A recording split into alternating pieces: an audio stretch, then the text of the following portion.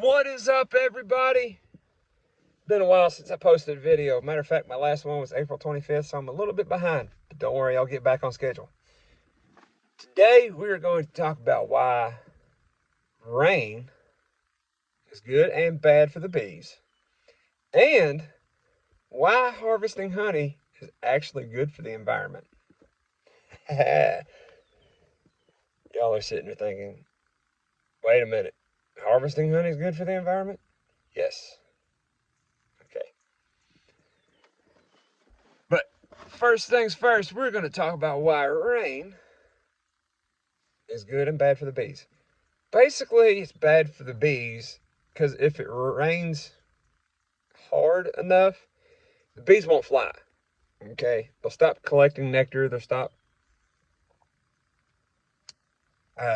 visiting flowers, which means there's no nectar coming in, which means there's no buildup in the hive, there's no brood actually being fed on nectar.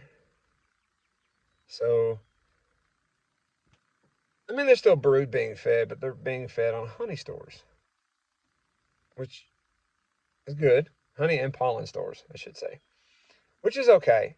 But you want production in your hives. So basically, heavy rain, I mean, I know you can't control it, but the heavy rain stops all that. But you need rain for nectar, a nectar flow. Okay. Now, a lot of water will water down the nectar. Yes, that is another bad thing, but that's not really like a bad thing. It just means that the bees have to work a little harder to evaporate it. But you need rain to produce sugar. For those of you that don't know, nectar is a sugar source for bees. Okay. You also need CO2. The chemical compound of sugar, whether it be fructose or glucose or whatever's in the nectar, is C6H12O6. Basically, it's CO2 and water. Okay? That's what it is. Okay? It's a product of photosynthesis, bringing CO2 into the plant, breaking off the carbon molecule, releasing the oxygen molecule, combining that carbon molecule with H2O, which is water, and creating sugars. Now, brings me into this next topic. Kind of controversial, okay? But harvesting honey is actually good for the environment.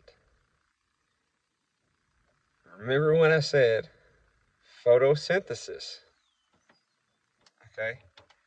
Bringing CO2 out of the atmosphere, breaking that carbon molecule off, releasing the oxygen molecule, combining that carbon molecule with water, mixing that, and creating nectar. Now, 90% of that does get sent down to the roots to feed the soil bacteria.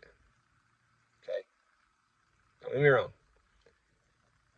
But roughly about 1% of that, actually, some plants will take and give it to pollinators, bees,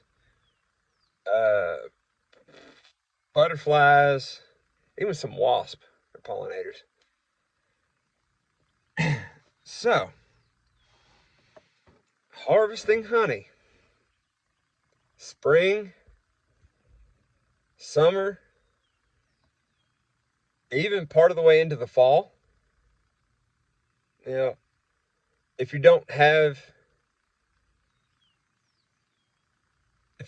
enough honey to actually make it through the winter, don't harvest in the fall. Okay, don't do that. Okay? But if you do get a brood box full of honey and you want to put a super on that because you still got a fall flow left, go right ahead. But do not consume that until you are sure you are safe, uh, safely out of winter next year.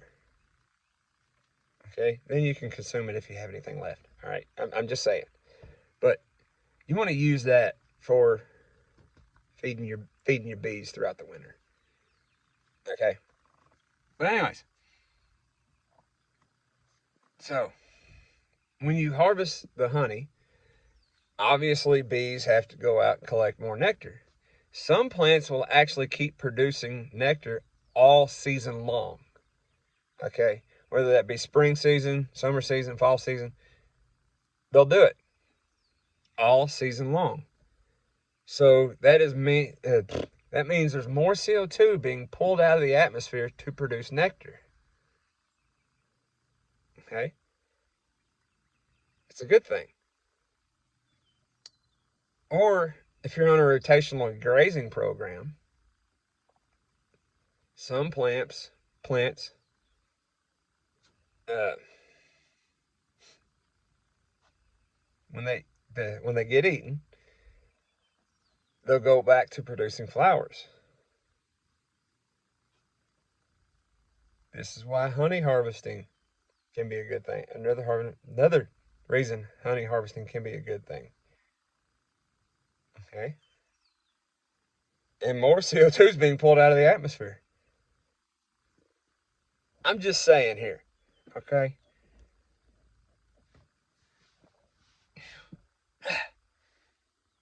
there's a lot to talk about. I'm out of breath. I'm gonna go gather some eggs, feed everybody, chickens and ducks. I'll see y'all later.